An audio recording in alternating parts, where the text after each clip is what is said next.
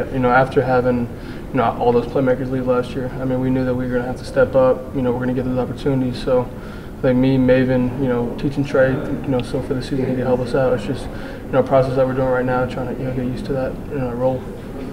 Coach Fisher was talking about you guys, splitting out wide, moving out.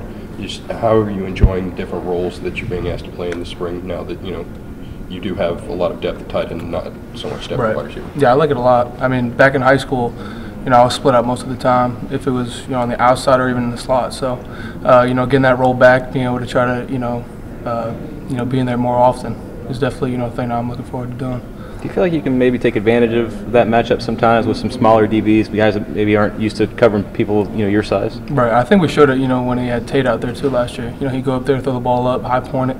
So I think having those big bodies out there just creates mismatches. Even having the slower backer out there, so run a vertical or something, you go by him. But definitely having a big body out there should help. You think you can surprise some DBs with what you're able to do athletically too? Yeah, definitely. I mean, I'm used to it in high school, so I mean, I'm just happy that I'm getting the opportunity to go out there and make some plays. We've seen some new faces on the O-line this year. A, what's been your thoughts on how those guys have done it as a collective, and B, who's kind of stood out or flashed at you so far? I mean, it's been tough because of lack of depth. I mean, you got guys going just about every rep, every play. So I think somebody who's stood out, I'd say Brock Rubel. I mean, he's doing a good job. He's one of the guys speaking up, trying to keep everybody together. Because, I mean, it's tough when you're going, 80 plays or how many we go in practice and you're taking every rep. So I think, grinding through that, him stepping up as a leader is definitely helping out.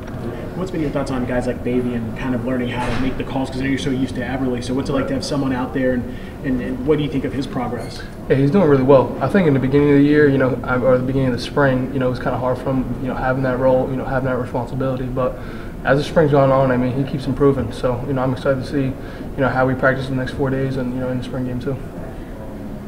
Has Maven progressed in the last year or so? He's kind of running the offense. Yeah, I mean, ever since Maven got here, he's improved as a blocker and as a receiver. Him playing basketball, I don't think he really was used to, the physicality of the game and stuff. But he's starting to get the techniques down, get all that down, and just take coaching and stuff. What does Trey bring to the table as far as a position? What's his skill set? He's a really good wide receiver. I think after we clean up his footwork, all the little details that comes with blocking, because we're usually blocking bigger guys.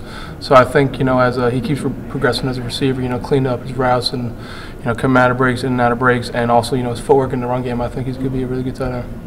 For you, I mean, now that DeAndre's going to be back for a second straight year, I mean, does that change anything for you as a tight end, knowing, like, okay, his tendencies, or as a tight end when you're catching, I mean, does the quarterback and knowing his tendencies matter? I mean, what's it like for you? Because, I mean, you have to both block and catch, whereas if you're a receiver, it's mainly just catching.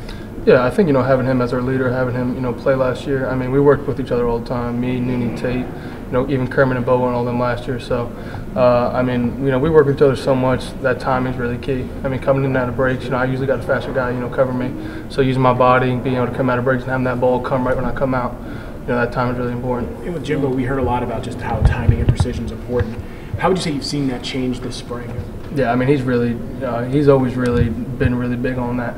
Because, I mean, you take a step up the field too far, that DB, we got such players here, they're going to be able to uncut you. So, I mean, that's one of the biggest parts of the game is the little details because, every day, you're going against the best.